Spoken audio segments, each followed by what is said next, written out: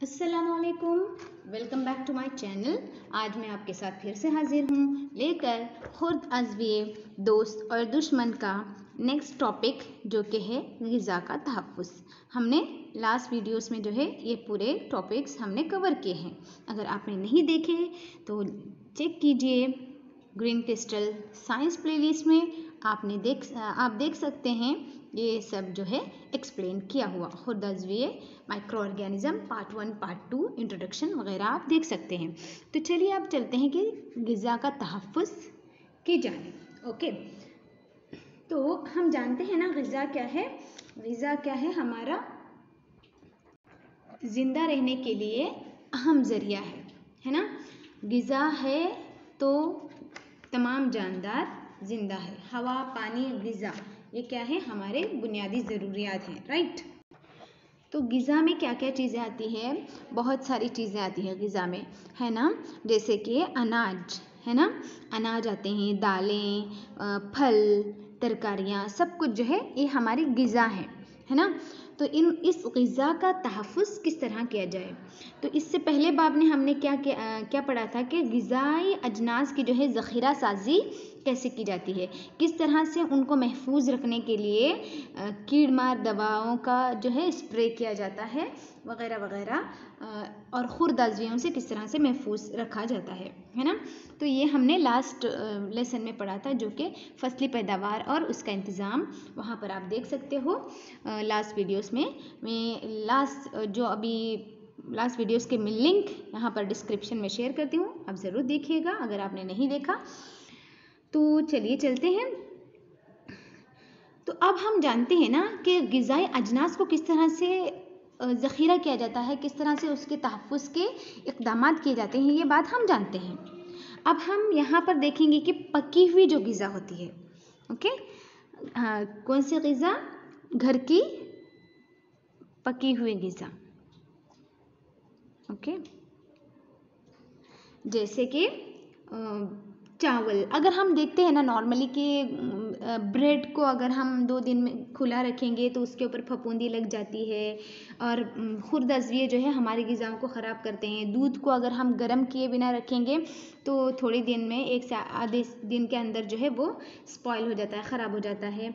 क्या ये ग़िज़ा का ख़राब होना, ग़िज़ा का ख़राब होना, ग़िज़ा के बू, जायक़े और रंग में तब्दीली, ये क्या है? क्या ये कीमियाई तरीक़ा है, या फिर क्या ये जो बदलना है, ग़िज़ा की बू का बदलना, जायक़े का बदलना और रंग का बदलना, जो क्या ये कीमियाई तामुल की वजह से है या फिर कोई और वजह है? हाँ, ये कीमियाई तामुलात भी हैं और ये हयातियाती तहव्वुल के ज़रिए भी होता है, यानी कि खुर्द अज़वियों के एक्शन से होता है, खुर्द अज़वियों के अफ़आल से होता है। ये जो खुर्द अज़विये उस ग़िज़ा पर काम करते हैं उस वजह से भी होता है, उस वजह से ही वो कीमियाई तब्दीली आती है और बू, जायक़ा और रंग में भी तब्दीली आती है। ओके नो, अभी हम बहुत सारी चीज़ों को अगर हम देखते हैं, अगर मिसालें अगर हम काउंट करते जाएं, मिसालों को देखते जाएं, तो बहुत सारी मिसालें हमारे अतराफ़ नज़र आएंगी। फलों का सड़ना, है ना, तो बहुत सारी चीज़ें हैं। तो अब हम देखेंगे कि ग़िज़ा का तहफ़्फ़ुज़ किस तरह से किया जाता है। तो ग़िज़ा के तहफ़्फ़ुज़ के कुछ तरीक़े हैं यहाँ पर, ओके। खुर्द अज़वियों से तहफ़्फ़ुज़ के लिए सबसे पहले कीमियाई तरीक़े से या फिर कीमियाई ज़रिए से नमक के ज़रिए तहफ़्फ़ुज़, नेक्स्ट जो है चीनी के ज़रिए, और इसके अलावा जो है तेल और सिरके के ज़रिए, नंबर 5 गरम और ठंडा करना, 6 ज़ख़ीरा साज़ी और पैकिंग।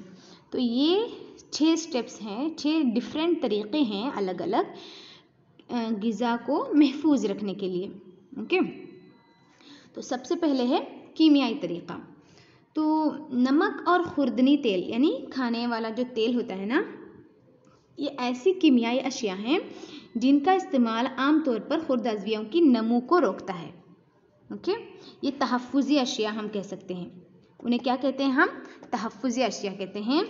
और इसमें जो इसके अलावा जो है तहफ़्फ़ुज़ी अशिया या फिर प्रिजर्वेटिव्स कहते हैं, okay. Preservatives, food preservative normally कहते हैं ना। तो ग़िज़ाई तहफ़्फ़ुज़ी अशिया, तो ये हो गया। इसके अलावा जो है ये क्या है, नमक और खुर्दनी तेल हम कहाँ पर इस्तेमाल करते हैं, ये जो है क्या अचार बनाने में इस्तेमाल किए जाते हैं, है ना। तो तेज़ाब का इस्तेमाल जहाँ पर होता है, यानी कि सिरका यानी एसिटिक एसिड है ना, तेज़ाब है एक, तो तेज़ाब का इस्तेमाल जहाँ पर होता है यानी कि अचार बनाने में, तो वहाँ पर जो है खुर्द अज़वियों की नमू रुक जाती है। ओके, नमक का इस्तेमाल जहाँ पर होता है वहाँ पर खुर्द अज़वियों की नमू रुक जाती है। तो ये जो है इन चीज़ों में, और कुछ अशिया जो हमको बाज़ार से रेडी मिलती है, जैसे कि जैम, जेली, स्क्वैश वगैरह, तो इसमें जो है इसको महफूज रखने के लिए सोडियम बेंजोएट और सोडियम मेटाबाइसल्फेट का इस्तेमाल किया जाता है। ये आम तहफ़्फ़ुज़ी अशिया हैं जो जैम और स्क्वैश वगैरह को ख़राब होने से बचा लेती हैं। ओके, तो ये हो गया कीमियाई तरीक़े से तहफ़्फ़ुज़। नेक्स्ट सेकंड क्या है, नमक के ज़रिए तहफ़्फ़ुज़। तो नमक के ज़रिए तहफ़्फ़ुज़ यानी खाने के नमक में नमक का इस्तेमाल हम गोश्त और मछलियों के तहफ़्फ़ुज़ के लिए इस्तेमाल करते हैं, खाने के नमक का।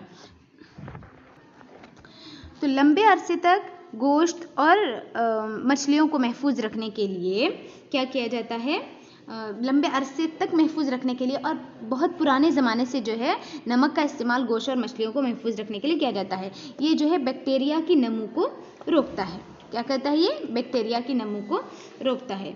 इसके अलावा जो है आंवला, कच्चे आम और इमली वगैरह का तहफ़्फ़ुज़ भी जो है नमक के ज़रिए किया जाता है।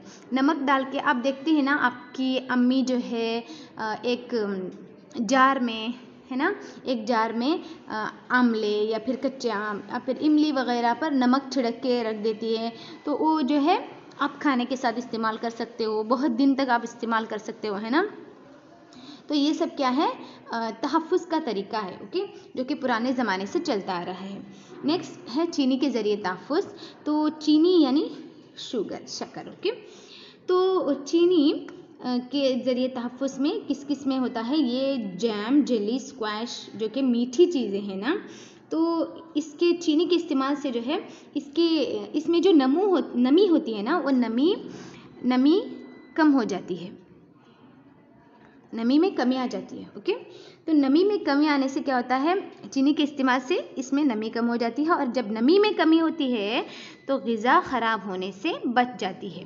यानी कि नमी में कमी होने की वजह से, अगर नमी कम हो तो खुर्द अज़वियों की नमू रुक जाती है, इस वजह से ग़िज़ा जो है ख़राब होने से महफूज रह जाती है। ओके, तो इसके अलावा नेक्स्ट कौन सा है, सिरका और तेल के ज़रिए। तो सिरका और तेल के ज़रिए तहफ़्फ़ुज़, तेल और सिरके के ज़रिए ने हम देखते हैं ना, अचार वगैरह में जो है तेल और सिरका का इस्तेमाल किया जाता है, जिससे जो है अचार ख़राब नहीं होता। क्यों? क्योंकि जो बैक्टीरिया ऐसे हालात में, अचार और सिरके की जो कंडीशन होती है ना, जो तुर्श जायका जो होता है और तेल की जो डेंसिटी होती है, तो उस वजह से जो है ये खुर्द अज़विये वहाँ पर यानी बैक्टीरिया जो भी है ज़िंदा नहीं रह सकते। ओके, इस किस्म के माहौल में ज़िंदा नहीं रह सकते, यानी अचार में जो माहौल होता है ना तेल और सिरके का, तो उस माहौल में जो है बैक्टीरिया ज़िंदा नहीं रह सकते। इस तरह से अचार महफूज रख सकते हैं हम बहुत दिनों तक। ओके, इसके अलावा सब्जियां, फल, गोश्त और मछली को भी आमतौर से तेल और सिरके से तहफ़्फ़ुज़ किया जाता है। तो नेक्स्ट ये हो गया पूरा चीनी, नमक, तेल और कीमियाई अशिया से तहफ़्फ़ुज़। अब देखो यहाँ पर थोड़ा डिफरेंट है, गर्म और ठंडा करना। तो आपने देखा होगा कि आपकी वालिदा जो है दूध को उबाल के रखती है ना, तो अगर दूध को जो है सुबह आपने इस्तेमाल किया तो शाम में इस्तेमाल करना है, तो शाम से पहले जो है आपकी वालिदा एक और बार इसको बीच में थोड़ा सा टाइम देकर एक बार गर्म कर देती है अभी, या फिर क्या करती है फ्रिज में रख लेती है स्टोर करने के लिए, है ना। तो ये क्या है, गर्म और ठंडा करना देखेंगे आगे हम। दूध को उबालने से जो है खुर्द अज़विये मर जाते हैं, और ग़िज़ाई अजनास या फिर ग़िज़ाई अशिया जो रेफ्रिजरेटर में रख जाती है तो उसमें जो है खुर्द अज़वियों की नमो रुक जाती है, क्योंकि रेफ्रिजरेटर का जो दर्जे हरारत होता है वो कम होता है, इस तरह से नमो रुक जाती है। लेकिन कुछ बैक्टीरिया ऐसे होते हैं जो कम से कम दर्जे हरारत में भी नमो पाते हैं, और कुछ फफूंदे भी होते हैं। तो उस तरह से जो है कभी कभी हम देखते हैं फ्रिज में अगर वैसे ही पड़ी रही अशिया तो एक हफ्ते के बाद अगर हम देखेंगे तो वो सड़ने लगती है, उसमें भी फफूंदी वगैरह लग जाती है। तो दूध को उबालने का जो तरीक़ा है ना, पास्चराइजेशन कहते हैं उसको, ओके, पास्चराइजेशन कहते हैं। ये जो है लुईस पास्चर ने ये तरीक़ा ईजाद किया था। लुईस पास्चर, ये देखिए साइंसदान हैं ये। तो यहाँ पर ये बताने से पहले मैं यहाँ को आपको बताना चाहूँगी कि आप जो बाज़ार से रेडी आपको दूध मिलता है उसके ऊपर आप लिख कर देखे होंगे कि वहाँ पर लिखा होता है कि पास्चराइज्ड मिल्क, यानी कि पास्चराइज्ड दूध। इस दूध को जो है बग़ैर उबाले इस्तेमाल कर सकते हैं, क्योंकि ये ऑलरेडी पास्चराइज्ड है। पास्चराइज्ड मतलब गर्म करना। दूध को पास्चराइजेशन का मतलब क्या है? दूध को 70 डिग्री सेल्सियस पर 15 से 30 सेकंड तक गर्म किया जाता है और तेज़ी से ठंडा किया जाता है और स्टोर किया जाता है। तो ये तरीका कहलाता है पास्चराइजेशन, और इसको ईजाद किया लुईस पास्चर ने, ओके, दरियाफ्त किया लुईस पास्चर ने, सॉरी। तो ये हो गया गर्म और ठंडा करने का तरीका, ओके। नेक्स्ट लास्ट टॉपिक हमारा क्या है यहाँ पर, ज़ख़ीरा साजी और पैकिंग। तो आजकल हम देखते हैं ना कि खुश्क मेवे, सब्जियां वगैरह मॉल में अगर आप देखोगे सब्जियों के कॉर्नर में, वहाँ पर आपको जो है हवा रोक सील जो पैकेट होते हैं, एयर टाइट सील्ड पैकेट, तो उसमें जो है आपको महफूज नज़र आएंगे। ये जो एयर टाइट कंटेनर या फिर एयर टाइट सील्ड पैक होते हैं ना, ये क्या है, खुर्द अज़वियों के हमले से ग़िज़ाई अजनास को महफूज रखते हैं, ओके। तो इस वजह से जो है मतलब ग़िज़ा महफूज रह पाती है बहुत टाइम तक। तो पैकिंग भी मैटर करती है, ज़ख़ीरा साजी भी मैटर करती है, और ग़िज़ा में क्या चीज़ डाली गई है, जो केमिकल्स, नमक, तेल, सिरका वगैरह, वो भी मैटर करती है। हर चीज़ मुनासिब मिक़दार में होना ज़रूरी है। तो ये हो गया ग़िज़ा का तहफ़्फ़ुज़, हमने यहाँ पर पढ़ा। आगे हम पढ़ेंगे इंशाअल्लाह नाइट्रोजन की तस्बीत के बारे में, ओके। तब तक के लिए अल्लाह हाफ़िज़। देखते रहिएगा ग्रीन क्रिस्टल। अगले वीडियोस के लिए सब्सक्राइब करना ना भूलिए। जज़ाकल्लाह खैर फॉर वॉचिंग।